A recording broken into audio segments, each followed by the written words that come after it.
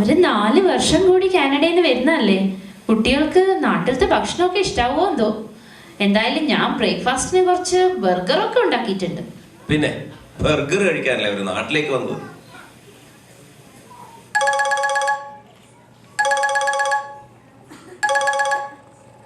ആ ഹലോ ചോദിച്ചാ, അവരെത്തി. ഇന്നലെ 3 മണിയായി നെടുമ്പാശ്ശേരിയിൽ എത്തുമ്പോ. ഇപ്പൊ നല്ല ഉറക്കാം. ഒരു കാര്യം ചെയ്യ്, എന്നാ കുറച്ച് കഴിഞ്ഞാ വിളിക്ക്.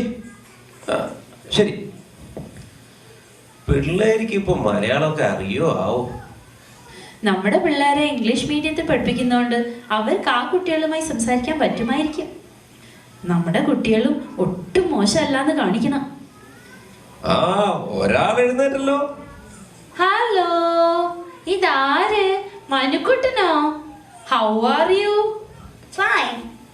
Are you full of tired? Oh, കുഴപ്പമില്ല. മോൻ ബുദ്ധിമുട്ടി മലയാളം ഒന്നും പറയണ്ട. അമ്മാവന് നന്നായിട്ട് ഇംഗ്ലീഷ് അറിയാം. Come, tell me detail about your journey. First flight from Toronto was great. The flight from Doha was not so nice. I was squeezed into the middle seat between two big fellows who smelled of garlic. And the air conditioning didn't work. And the two fellows on either side turned into a bath of sweat. I sat on the tarmac for 4 hours. That was not so cool. Oh, good. വേലായിരുന്നു. Vilasini എങ്ങനെ manage ചെയ്യുന്നോ? Her name is not Vilasini anymore. She is Mrs. Billshine. ആണോ? ദേ വിലാസിനി എഴുന്നേറ്റല്ലോ. ചേട്ടാ, വിലാസിനിക്ക് മാത്രം ഒരു മാറ്റവും ഇല്ല. എന്താ ഇതിന്റെ രഹസ്യം? അവിടെ നിങ്ങൾ ചോറല്ലേ കഴിക്കുന്നത്? അയ്യോ, അതില്ലാതെ എനിക്ക് പറ്റുമോ ചേച്ചി? പിന്നെ മധുവേട്ടന് കുറച്ച് ഹെൽത്തി ആയിട്ടുള്ള ഭക്ഷണം നിർബന്ധമാണ്. അതുകൊണ്ട് ഞാനും കുറച്ച് സാലഡൊക്കെ കഴിക്കും. ഇവിടെ ബിബിയേട്ടനും അത് തന്നെ വേണം, അതും ഓർഗാനിക്. കൊള്ളാലോ, നാട്ടിലെ ഭക്ഷണ രീതിയും മാറി തുടങ്ങിയോ? ഇതെന്താ അരുണും അമൃതയും അവിടെ ഒളിച്ചു നിൽക്കുന്നേ? ഈ വിൽഷൈൻ ആന്റിയെ മനസ്സിലായില്ലേ? മനസ്സിലായി. ഓടിച്ചോടിപ്പോയി കല്യാണം കഴിച്ചിട്ട് കാനഡയ്ക്ക് പോയ ഒരു ആന്റി വരുമെന്ന് അമ്മ പറഞ്ഞായിരുന്നു.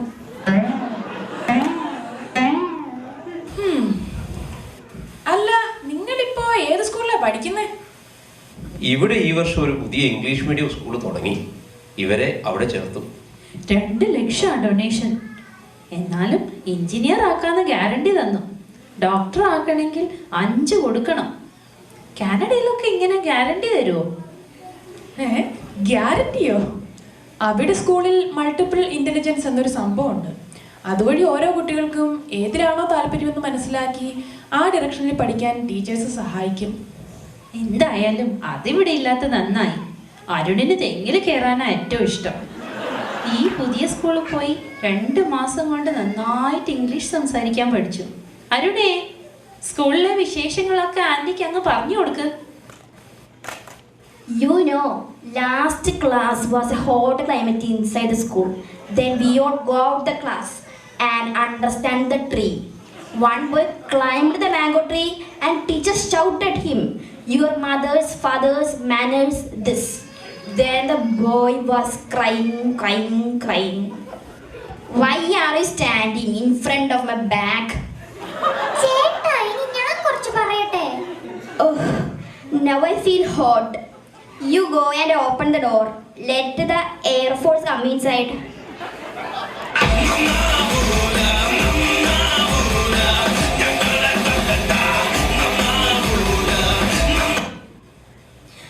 എവിടെ ബ്രോ?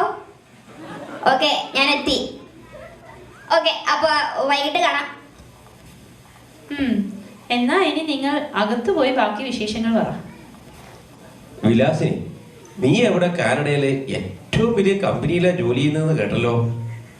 ശരിയാ, ഞങ്ങളുടെ കമ്പനിക്ക് കാനഡ മുഴുവൻ ബ്രാഞ്ചസ് ഉണ്ട്. ഞാൻ അതിനൊരു ബ്രാഞ്ചിലാ. കാനഡയിലുള്ള എല്ലാവരും ഞങ്ങളുടെ കസ്റ്റമേഴ്സാ. ടിം ഹോട്ടൽസ് എന്ന് പറഞ്ഞ ഇവർക്ക് മനസ്സിലാവില്ലല്ലോ. മധുലിയ നന്നായിട്ട് ഉറങ്ങിയെന്ന് തോന്നുന്നല്ലോ. ഇതെന്താ കാനഡയിൽ നിന്ന് മാത്രം ലീവിൽ വരാൻ 4 വർഷം? ഗൾഫിൽ നിന്നൊക്കെ ആൾക്കാർ ഓരോ വർഷം കൂടുമ്പോൾ വന്നു പോയിക്കൊണ്ടിരിക്കുന്നുണ്ടല്ലോ. എല്ലാ വർഷവും വരണമെന്നുണ്ടല്ലേ. പക്ഷേ മോർഗേജ് ഒക്കെ കഴിഞ്ഞ് 4 പേർക്കുള്ള ടിക്കറ്റ് ഒക്കെ അതൊന്നും അല്ല കാര്യം. എനിക്ക് ലീവ് കിട്ടുമ്പോ ചേട്ടന് കിട്ടില്ല, ചേട്ടന് കിട്ടുമ്പോ എനിക്ക് കിട്ടില്ല.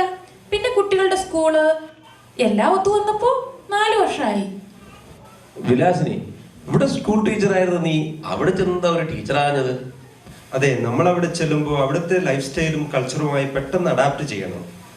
കാനഡയിൽ കുറച്ചൊക്കെ കനേഡിയനായും കേരളത്തിൽ മലയാളിയായും ജീവിക്കണം. ചിലരൊക്കെ നേരെ തിരിച്ചാ. ഓ, രാവിലെ തന്നെ മഴയാണല്ലോ.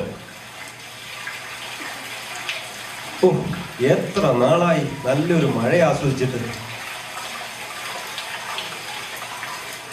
എനിക്ക് തോന്നുന്നു മഴയ്ക്കും നിലാവിനും നിറങ്ങൾക്കും ഇവിടെയാണ് കൂടുതൽ ഭംഗിയത്. നിനക്കെന്ത് തോന്നുന്നു? ഇത്രയും നാളായിട്ടും കാനഡയിൽ ഞാനിതൊന്നും കണ്ടിട്ടില്ല. അല്ല, കാനഡയിൽ നിലാവൊക്കെ ഉണ്ടോ? ആ, ഇതൊക്കെ നോക്കാൻ ആർക്കാ നേരം? നീ ചെന്ന് കുട്ടികളെ റെഡിയാക്കി യോജിനിപ്പത്തും. ഇതേ കേട്ടോ, ജോയിച്ചൻ വന്ന ആദ്യം തന്നെ പോയി സാരിയും ചുരിദാറും മേടിക്കണം. ആദ്യം തന്നെ മേടിച്ചില്ലെങ്കിൽ എണ്ണം കുറഞ്ഞു കുറഞ്ഞു പോകും. എന്നാലും 10 സാരിയും 10 ചുരിദാറും തന്നെ വേണോ? ഓ, ഇനി എന്നാ നാട്ടിലേക്ക് വരുന്നതെന്ന് അറിയില്ല. അവിടെ ഓണത്തിനും കേരള പിറവിക്കുമൊക്കെ മാറി മാറി ഉടുക്കണ്ടേ?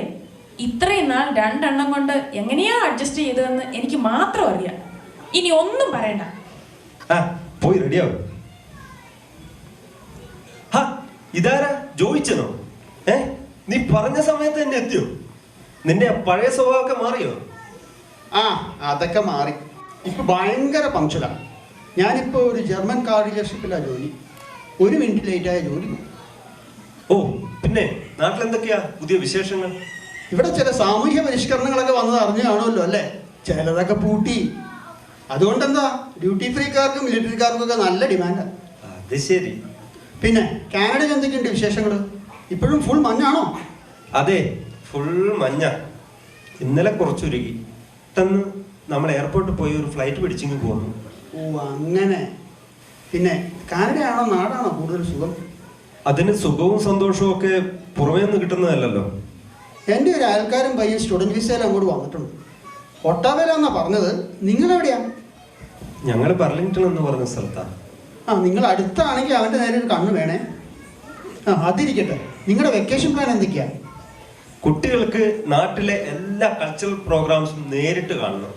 ഞാൻ ഏറ്റു. എല്ലാവരും പെട്ടെന്ന് റെഡി ആയിക്കോ. നമ്മൾ ആദ്യം ഗുരുവായൂർക്ക് പോകുന്നു. അവിടെ ഇന്നൊരു ഡാൻസ് പ്രോഗ്രാം ഉണ്ട്. എന്നാ നമുക്ക് കേരള യാത്ര തുടങ്ങാം.